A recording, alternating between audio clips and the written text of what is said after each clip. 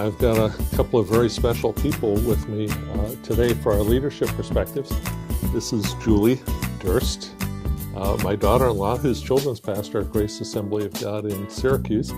And this is my newest grandchild. This is number 11. This is Isaiah Robert Durst.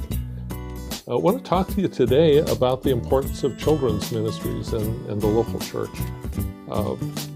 It's been said that if we take care of our children and grandchildren, that parents will be there. They're looking for important ministry to their kids when they come to the local church. They're looking for people who are going to care about their kids. And Julie, I know that's your call. It's something you got from your parents to care for children. Your dad was a lifetime school teacher. Your mom was highly involved in church. Talk to us a little bit about your perspective, what it means to be a children's pastor.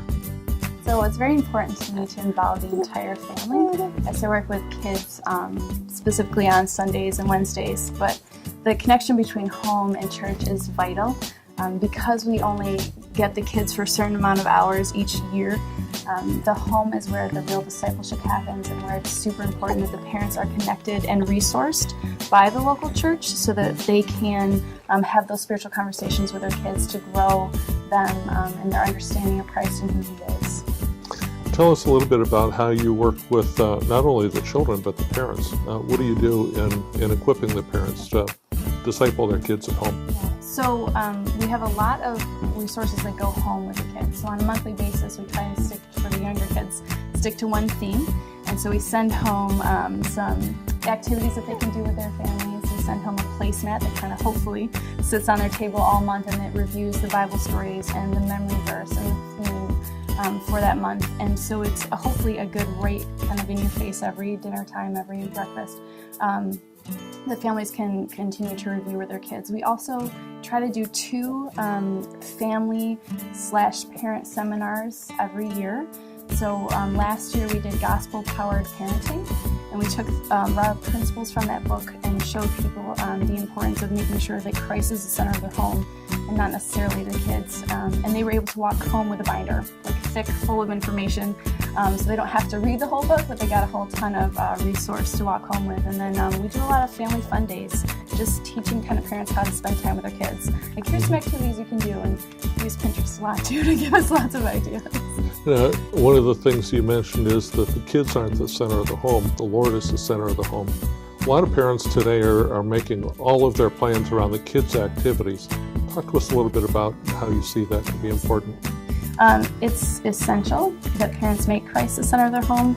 We're seeing trends in just attendance not being consistent every week coming and showing up, and we notice that what happens there is the kids don't have that groundwork. So when they go away to high school or college, specifically when they go away to college, they're not immediately looking for a church. So if parents aren't consistent with the attendance and showing kids this is the starting point, this is what you should do and come and fellowship and worship God every Sunday, it falls away pretty easily. And so we're trying to really push that please, don't allow church to be the thing that gets pushed off of your schedule.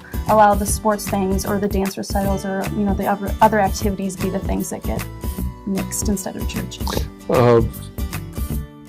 At a children's age too, it's also important that they learn about missions.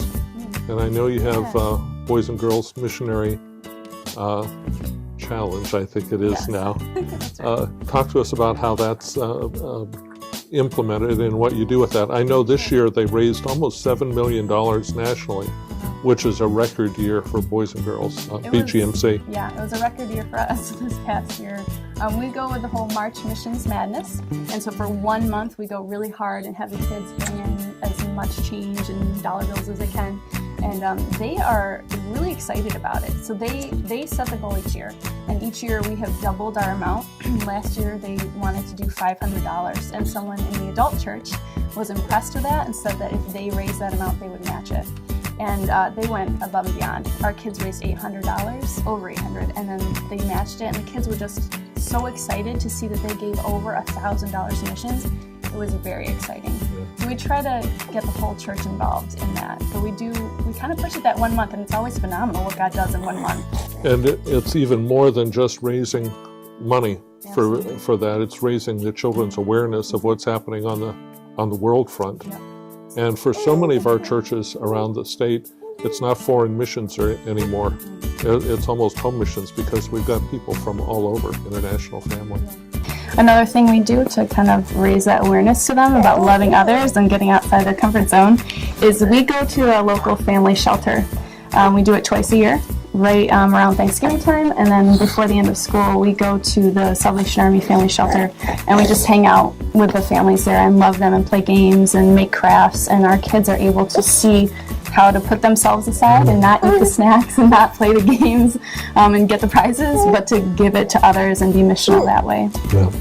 I want to thank you for what you do at the local level in caring for your children and for those who care for my grandchildren as well. Our kids really deserve our investment of time, energy, focus, because they're not so much the leaders of tomorrow. They're really leaders in many ways today, right? So yes.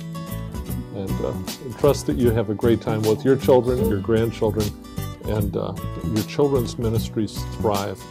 People will come if you provide opportunity for the kids to be cared for. If you're concerned about no children in your church, you need to have ministry prepared so that when people do come with children, they have a place for their children to be nurtured and encouraged and for parents to be trained. God bless you, and let these little ones learn about Jesus.